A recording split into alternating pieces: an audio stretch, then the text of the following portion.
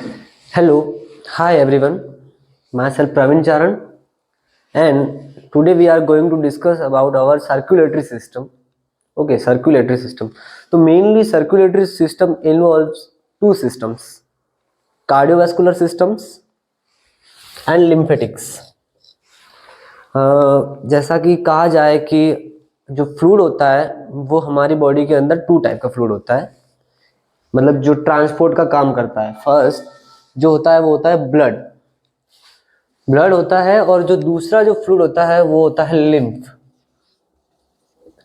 Blood और lymph ये दो टाइप के फ्लूइड प्रेजेंट होते हैं हमारी बॉडी के अंदर, जो क्या करते हैं, ट्रांसपोर्टेशन का काम करते हैं। तो इन दोनों की स्टडी करने के लिए हम क्या करते हैं, दोनों को अलग अलग सेपरेटली स्टडी करते हैं।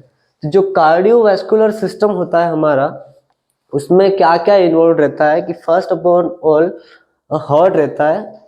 हार्ट एक क्या, देखो, एक फ्लूइड होता है, उसको हमें कहीं दूर ट्रांसपोर्ट करने के लिए हमें एक मशीन की आवश्यकता होती है। We need a machine.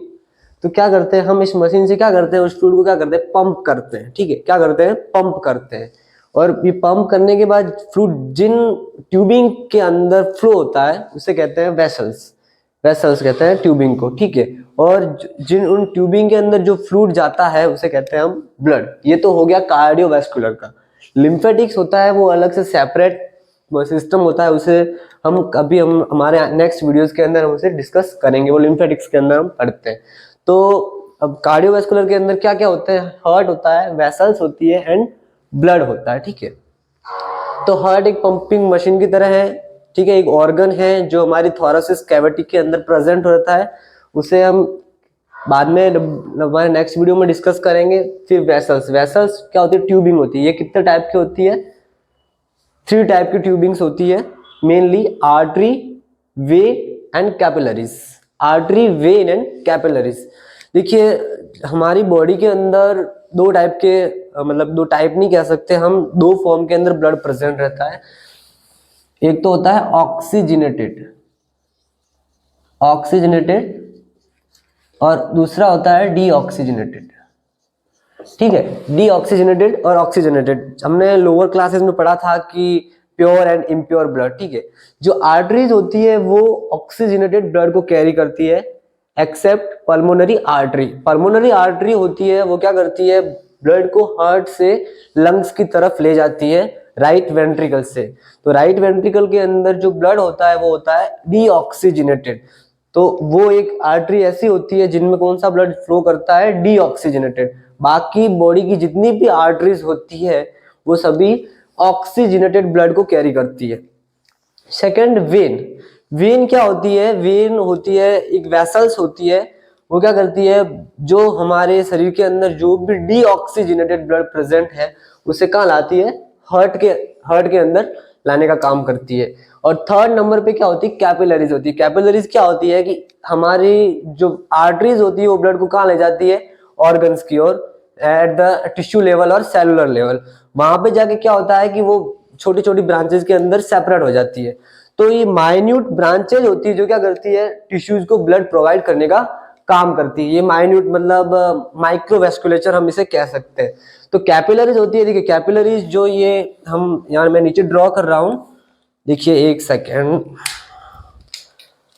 जो कैपिलरीज होती है वो उनका एक एंड शुरू होता है आर्टरी से। ये जैसे कोई बड़ी आर्टरी है, उसके बाद में आर्टरी डिवाइडेड होती है आर्टरियोल्स में। ठीक है, और आर्टरियोल्स आगे जाके डिवाइड होती है कैपिलरीज में। किस में डिवाइड होती है, कैपिलरीज में। और ये कैपिलरीज होती है, इनका एक एंड तो होता है आर्टरी के पास में, और जो दूसरा एंड होता है वो वेन्स के साइड से शुरू होता है।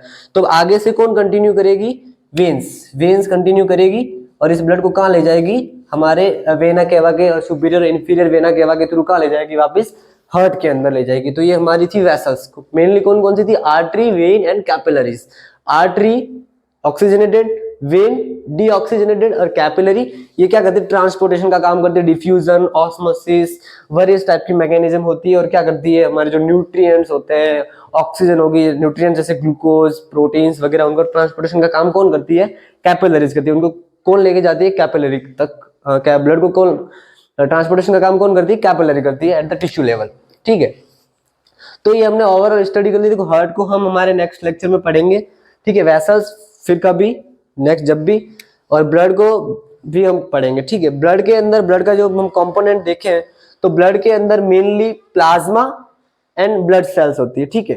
प्लाज्मा क्या होता है, प्लाज्मा लगभग 55% पोर्शन बनाता है ब्लड का, and remaining resting 45% blood cells बनाती है, ठीक है। प्लाज्मा क्या होता है कि लिक्विड होता है, लिक्विड, जब ब्लड का जो लिक्विड पोर्शन होता है उसे हम किस में इंक्लूड करते हैं, प्लाज्मा में इंक्लूड करते हैं। देखो प्लाज्मा के अंदर ऑर्गेनिक एंड इनऑर्गेनिक दोनों टाइप के सब्सटेंस प्रेजेंट रहते हैं। ऑर्गेनिक जैसे कह सकते हैं कि कुछ प्रोटीन्स रहते हैं, ठीक है, जैसे प्लाज्मा प्रोटीन्स होते हैं, एल्ब्यूमिन होता है, ग्लोब्यूलिन होता है, फाइब्रिनोजन होता है, प्रोथ्रोम्बिन होता है, बहुत सारे प्रोटीन्स होते हैं, वो क्या कहलाते हैं, प्लाज्मा प्रोटीन्स कहलाते हैं। और इनऑर्गेनिक मटेरियल जैसे कोई इलेक्ट्रोलाइट्स हो गए, कैल्शियम ले लिया, सोडियम ले लिया, पोटेशियम ले लिया, एटसेट्रा एटसेट्रा, ठीक है, तो वो किसमें इंक्लूड होते हैं, इनऑर्गेनिक मटेरियल्स में इंक्लूड होते हैं, ठीक है। फिर ब्लड सेल्स होती है वो 45% होती है।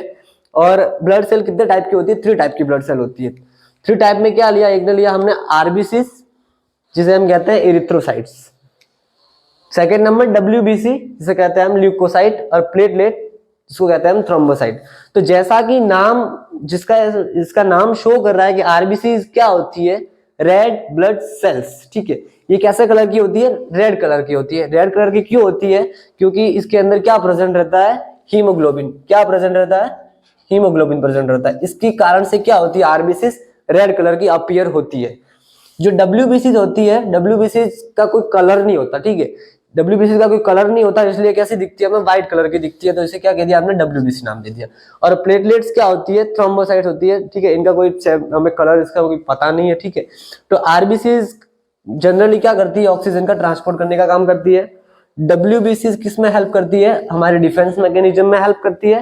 और जो प्लेटलेट होती है वो जब हमारे कोई इंजरी, जब कोई कट लग जाता है तो क्या हेमरेज, मतलब कि ब्लड ब्लीडिंग होने लग जाती है, तो उन ब्लीडिंग को प्रिवेंट करने के लिए कौन काम करती है, प्लेटलेट्स काम करती है। और क्या करती है, प्लेटलेट प्लग का फॉर्मेशन करती है, जो हम हमारी आने वाली क्लासेस में पढ़ेंगे, ठीक है। तो ये हमने ओवरऑल ये देख लिया कि कार्डियोवैस्कुलर सिस्टम में हम पढ़ते क्या क्या। फिजियोलॉजी मतलब, फिजियोलॉजी क्या होता है कि हमारे बॉडी की हम नॉर्मल फंक्शनिंग को स्टडी कर रहे हैं, ठीक है। अभी मैं नॉर्मल हूं, अभी मेरे को कोई समस्या नहीं है, मेरे को कोई डिजीज नहीं है, तो मेरी बॉडी कैसे वर्क कर रही है उसे मैं कहता हूँ फिजियोलॉजी।